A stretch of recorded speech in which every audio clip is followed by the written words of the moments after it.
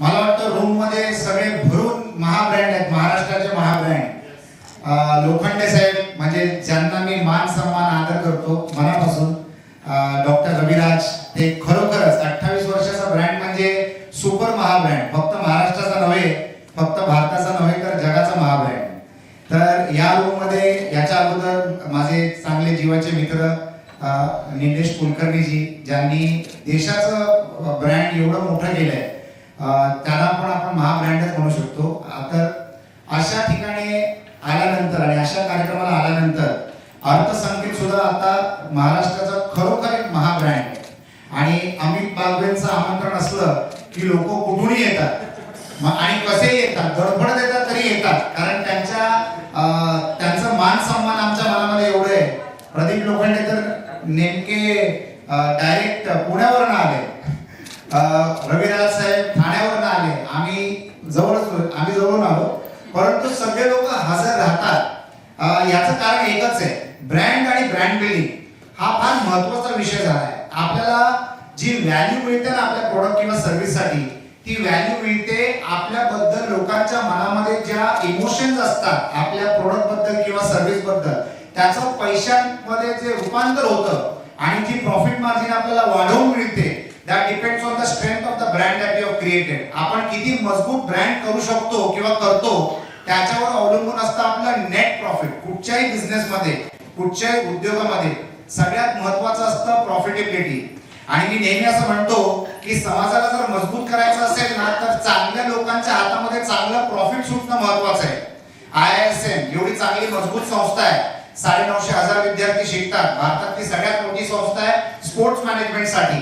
आता अशा संस्थेमुळे समाज आपला भक्कम बनतो आणि स्पोर्ट्समध्ये देखील आपण एक आपलं मोठं नाव करतो अशा संस्थेमुळे. तर अशा संस्थांना जर प्रॉफिट झालं, जर चांगलं प्रॉफिट केलं, तर ही संस्था मोठी होऊ शकते आणि जास्ती लोकांना त्याचा फायदा आणि त्याचा लाभ मिळू शकतो.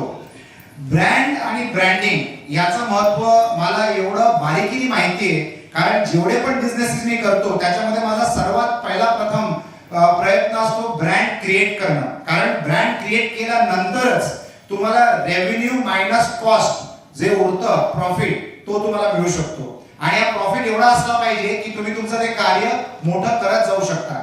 बऱ्याच वर्षांअगोदर माझे सेंट अँजेलोस कम्प्युटर्स लिमिटेड नावाने आमचे क्लासेस चालायचे. 43 शाखा होते मुंबईमध्ये. म्हणजे मुंबईमध्ये भैऱ्याला जर सेंट अँजेलोस विचारलं तर लोक उत्तर देईल. एवढं आम्ही घनिष्ठ मार्केटिंग आणि ऍडव्हर्टायझिंग केलेली. आणि फक्त ऍडव्हर्टायझिंग आणि मार्केटिंग नव्हे, 4.5 लाख विद्यार्थ्यांना आम्ही शिकवलं. 4.5 लाख विद्यार्थी. आणि जगातल्या प्रत्येक कानाकोपऱ्यात माझे विद्यार्थी आहेत. म्हणजे मी त्यांना न्यूयॉर्कला भेटलोय, लंडनला भेटलोय, दुबईला भेटलोय. हे झाले कॉमन लोकेशन्स. परंतु व्हॅन्कुव्हर मध्ये रिमोट लोकेशन्सवर, लेक लुईस नावाच्या लोकेशनवर देखील मी माझ्या विद्यार्थ्यांना भेटलो. कारण ते आम्ही पेरलं, बिझनेसच्या मार्फत आम्ही ते पेरलं आणि त्या ब्रँडमुळे आमची ओळख झाली. एकदा जर तुम्ही ब्रँड क्रिएट केलात ना, फॉर एक्झाम्पल माझे मित्र प्रदीप लोखंडे यांचा बिझनेस नाहीये, पण हे स्वतः जबरदस्त मोठा ब्रँड आहे.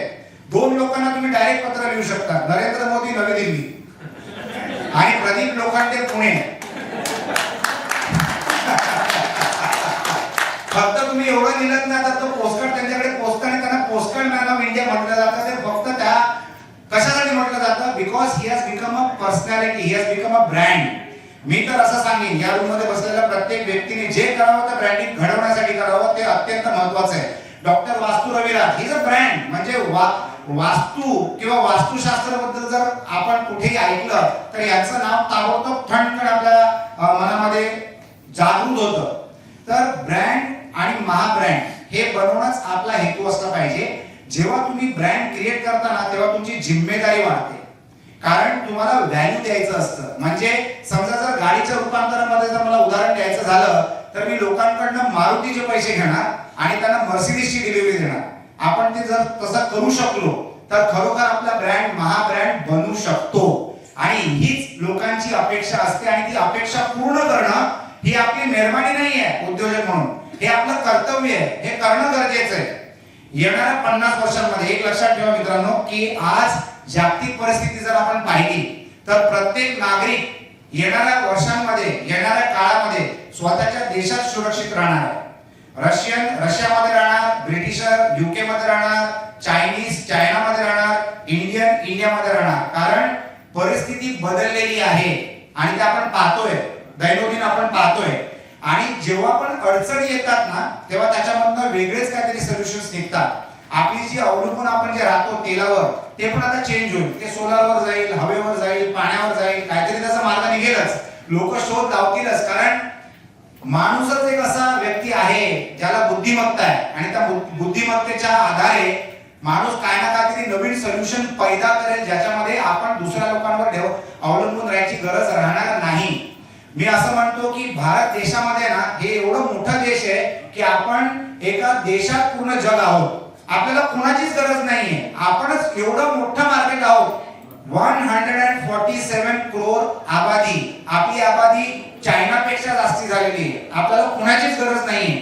तर या देशामध्ये जर तुम्हाला प्रगती करायची असेल, जर तुम्हाला लोकांच्या मनामध्ये बसायचं असेल, तर तुम्हाला ब्रँड क्रिएट करणं अत्यंत गरजेचं आहे. अर्थसंकेत सारखे जे उपक्रम असतात याच्यामध्ये आपल्याला जागरूकता मिळते की आपण काय मिस करतोय आणि आपल्याला काय करायला पाहिजे आणि आपण काय घडवलं पाहिजे. हे अगर दिशा बदलली तर आपली दशा बदलते. आणि अशी दिशा बदलायची आयडिया जी असतात ना त्या अशा प्रकारच्या सेमिनारच्या मार्फत मिळतात. मी कुठून शिकलो तर मी सुद्धा ऑडियन्स म्हणून बऱ्याच कार्यक्रम अटेंड केले, जिथे मी प्रदीप लोखंडे साहेबांना, त्यांच्यासारख्या लोकांना ऐकलंय, रविराज साहेबांसारख्या लोकांना ऐकलंय, निलेश कुलकर्णी साहेबांसारख्या लोकांना ऐकलंय. आणि त्याच्यानंतर मी माझी दिशा बदलली आणि माझ्या दशा बदलल्या. तर मी असंच म्हणेन की हा देश आहे ना सोन्याचा खजाना आहे. खजाना म्हणजे आपण अगोदर म्हणायचो ना की भारत देश एक सोने की चिडिया आहे, ही वस्तुस्थिती आहे. तर आपल्या देशांमध्ये एवढ्या ऑपॉर्च्युनिटीज आहे की त्या ऑपॉर्च्युनिटीजला टॅप करण्यासाठी आपल्याला आपली क्षमता मल्टिप्लाय करणं फार गरजेचं आहे. आणि अडचणीतच आपल्याला संधी दिसते. ऑब्स्टिकल्स टू ऑपॉर्च्युनिटी नावाचं एक पुस्तक देखील लिहिलेलं आहे. समस्याच्या संधी. आपल्याला ज्या समस्या आज आढळतात, ज्या दिसतात ना त्याच्यामध्ये लपून असलेल्या असतात संधी. तर त्याचा आपल्याला लाभ घेणं गरजेचं आहे. मी असं म्हणेन की अर्थसंकेत नावाच्या संस्था ज्या आहेत हे सामाजिक संस्था आहेत. हे लोकांना एकत्र आणतात, हे विचारांना एकत्र आणतात, हे ताकदींना एकत्र आणतात, हे रिसोर्सेसना एकत्र आणतात. आणि याच एकत्रित येण्यामुळे ज्या कोलॅबोरेशन्स घडतात आणि जिथे लोक एकत्रित येतात आपली आपली ताकद आणून, त्याच्यानेच देशाची प्रगती होते. कुठचाही व्यवसाय करण्यासाठी तुम्हाला भरपूर रिसोर्सेस लागतात, भरपूर ताकद लागते. प्रत्येक रिसोर्स आपण विकत घेऊ शकत नाही, प्रत्येक रिसोर्स विकत घ्यायची गरज लागत नाही. आपल्याला जेव्हा जो रिसोर्स पाहिजे असतो तेव्हा तो आपल्याला अवेलेबल झाला पाहिजे, भाड्यावर अवेलेबल झाला पाहिजे. म्हणजे पे पर यूज हा जो कॉन्सेप्ट आहे ना, जे सॉफ्टवेअर मध्ये त्याला आपण म्हणतो SaaS model, software as a service. तुम्हाला ते सॉफ्टवेअर बनवावं लागत नाही, तुम्ही ती सर्व्हिस मंथली भाड्यावर घेऊ शकता. त्याच प्रकारे रिसोर्सेस सगळे आपले असले पाहिजे याची गरज नाही. आपण कोलॅबरेट करून कोलॅबरेशनच्या मार्फत प्रगती करू शकतो. तर येणाऱ्या दिवसांमध्ये एकच सांगतोय, आपल्याकडे एवढ्या संधी येणार आहेत की आपण पाहिजे तेवढी प्रगती करू शकतो. बिल्ड, ऑपरेट अँड ट्रान्सफर नावाचं जे कॉन्सेप्ट भारतामध्ये चाललेलं आहे त्याच्यामुळे पूर्ण जग भारताला एका opportunity of land of opportunity म्हणून पाहताय. The rest of the world will develop India as a country. कारण इथे लोक आहेत आणि तेच मार्केट आहे, तेच कस्टमर आहे. आणि ह्या सगळ्या संधी तुमच्या दारी आणि माझ्या दारी येणार आहेत. आपल्याला फक्त एकच काम करायचं आहे, जे कार्य आपण घडवतोय त्या कार्यामध्ये we should be the most visible आणि रिस्पेक्टेड ब्रँड.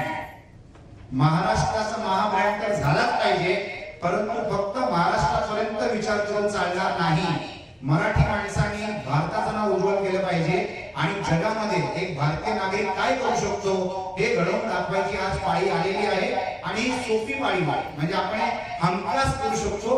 फक्त एकत्र येणं गरजेचं आहे आणि सही निर्णय घेऊन सही पाऊल पुढे टाकणं याला फार अत्यंत जास्ती महत्व आहे. तुम्ही मुंबई सारख्या शहरामध्ये एवढ्या ट्रॅफिक जामच्या शहरामध्ये वेळ काढून तुम्ही इथे आलेले आहात म्हणजे तुमच्या सारख्या लोकांना जे माइंडसेट असतात त्याला मी म्हणतो ग्रोथ माइंडसेट. जे फिक्स माइंडसेटचे लोक असतात ना ते आळशी असतात. जे ग्रोथ माइंडसेटचे लोक असतात ना त्यांना जगातल्या कुठच्याही शहरातलं ट्रॅफिक थांबवू शकत नाही. तर मला असं वाटतं की तुम्ही स्वतःसाठी सुद्धा टाळ्या वाजवल्या पाहिजे, कारण तुम्ही इथपर्यंत आला, सहभागी झाला आणि त्यामुळे कार्यक्रमाची शान देखील वाढली. तर मी तुम्हा सर्वांना अभिनंदन करतो. तुमच्या पुढच्या वाटचालीसाठी शुभेच्छा देतो. प्रभूचरणी प्रार्थना करतो की तुमच्यातला प्रत्येक व्यक्ती, या हॉलमधला प्रत्येक व्यक्ती महाराष्ट्राचा महाब्रँड व्हावा आणि at the same time thank you so much. God bless. जय हिंद, जय महाराष्ट्र. सर, मी आपल्याला स्टेजवर थांबण्याची विनंती करतो. सर प्लीज आपण थांबावं. जसं सरांनी सांगितलं की एक ब्रँड काय असतो, तर सरांकडे बघून आम्हाला नेहमी हेच वाटतं की सरांनी सांगितलं की आपला ब्रँड 4.5 लाख लोकांपर्यंत शिक्षण दिलंय, पण एखादा माणूस कुठे पोहोचला हे तर बघावंच, पण त्यांनी कुठून सुरुवात केली मला वाटतं हे बघावं. मला वाटतं मुंबईच्या चाळीमधून आपण सुरुवात केली आणि अतिशय जबरदस्त झेप घेतली. मी आम्ही सरांना विनंती करतो त्यांचा आपण सन्मान करायचा. जोरदार टाळ्या झाल्या पाहिजे राजेश असायडे सर यांचं.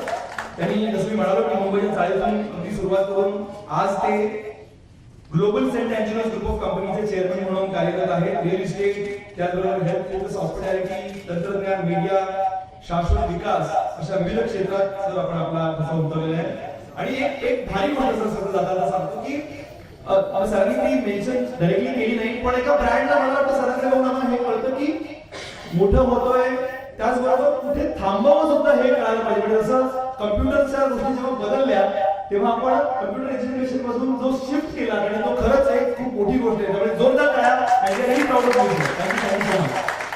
कुठच्याही बिझनेसला लॉन्जेटिव्हिटी महत्वाची असते.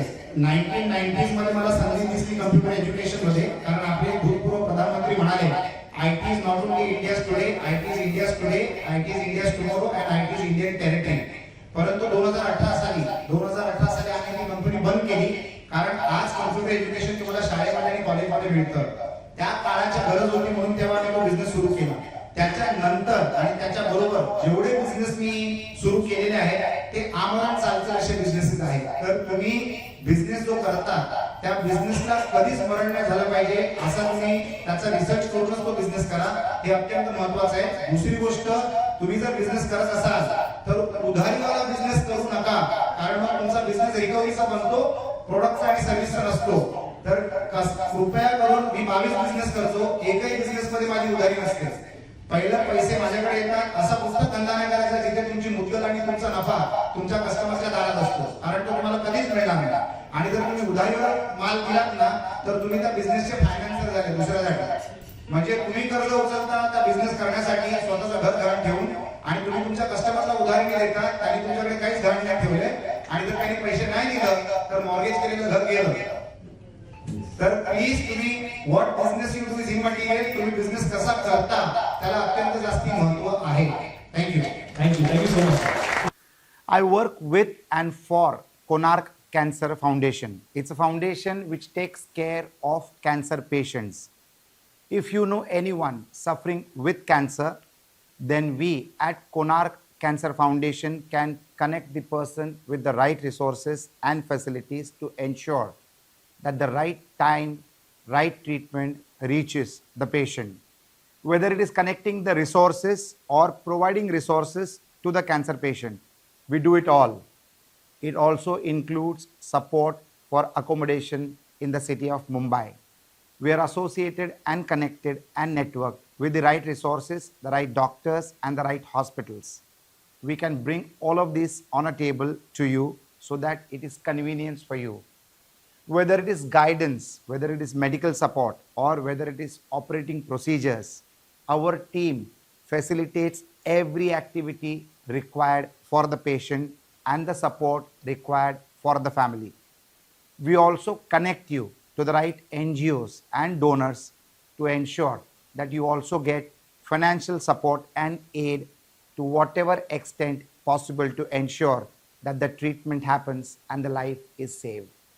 If you know of anyone who is suffering with cancer, please connect with us. The details are mentioned in the content below.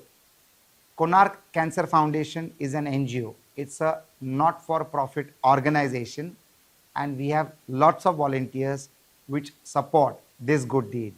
So get in touch with us and help us to save lives. You too can be a part of this movement. Konark Cancer Foundation. Thank you so much.